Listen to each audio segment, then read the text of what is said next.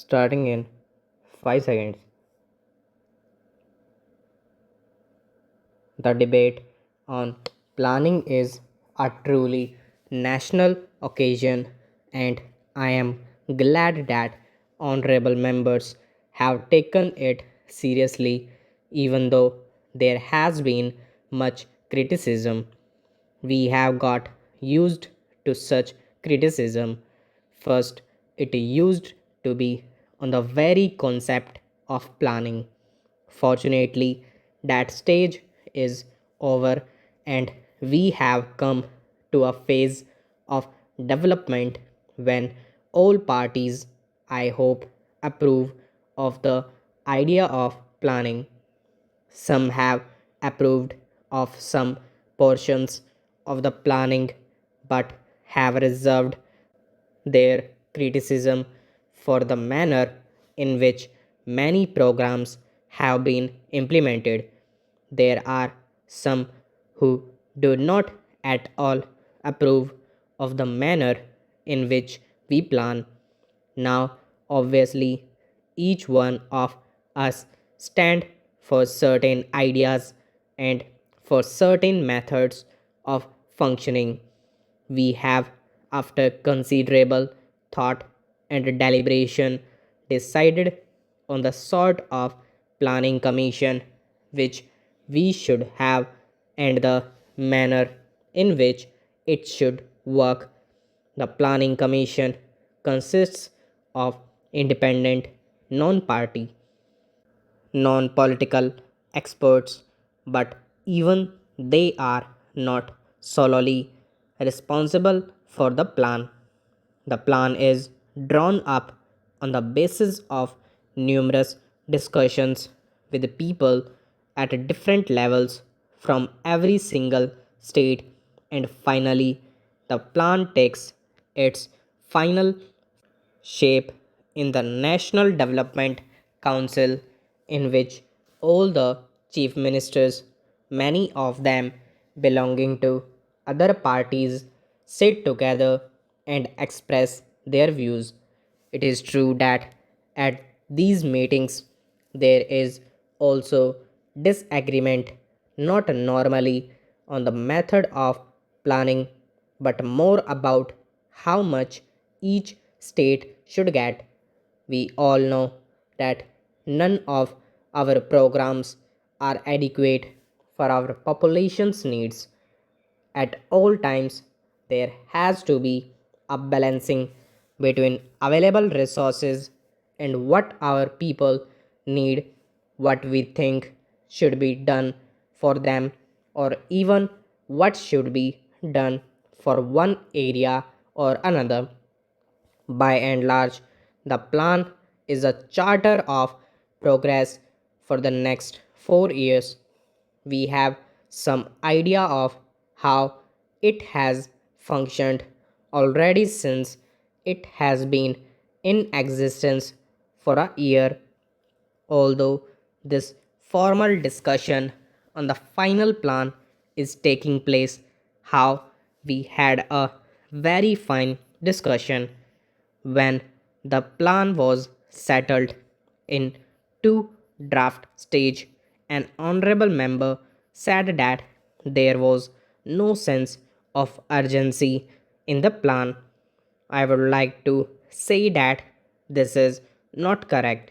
I think that is the difference between the draft outline and the final document. We have tried to inject a sense of urgency in the final document, and the proof of it is that it has recognized the major problems of the day, whether it be unemployment or regional imbalances or other major problems. The solution to some of these problems bears no delay, and they must be tackled with urgency and with determination. But there are certain conditions in which we must work. There are certain accepted parameters. One is the democratic process. Many people would like us to do several things, some of which we also agree are the right things to do, but we are committed to one democratic process to work with the consent of the people to take along with us as many of the people and as many of the parties as possible. But sometimes this does slow the process. I think that even though it makes the process slower, it strengthens the process and it strengthens whatever work we take in hand. Now, the second parameter with which perhaps some people do not agree, but which we have set for ourselves, is that of a mixed economy. A mixed economy has many faults, but in the circumstances in the country, our government feel that this is one of the conditions which we must set ourselves. I do not think that by a mixed economy it means merely that some big families take advantage of it. Many of men and under mixed economy of our conception, people should be able to take many programs in hand and work for themselves.